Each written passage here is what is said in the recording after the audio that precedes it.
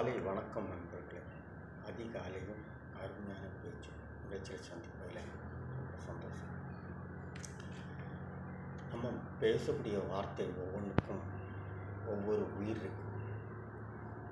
ஒரு வார்த்தை கொல்லும், ஒரு வார்த்தை வெல்லும். நம்ம பேசக்கூடிய வார்த்தைகளில் கவனமாக இருக்கணும்.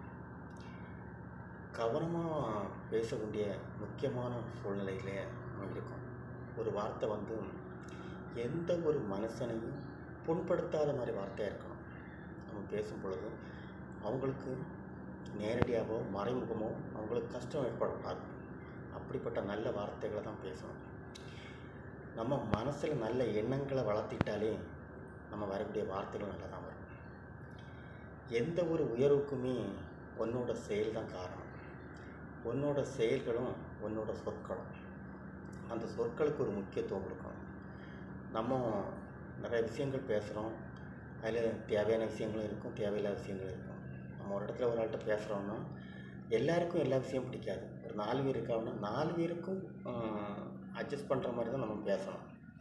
அப்போ தான் அந்த பேச்சுக்கு ஒரு அர்த்தம் இருக்கும். 4 பேரையும் கஷ்டப்படுத்தக்கூடாது. 4 பேருக்கும் ஏதோ ஒரு மோட்டிவேஷனாக இருக்கணும். 4 பேருக்கு நல்லதாக இருக்கணும்.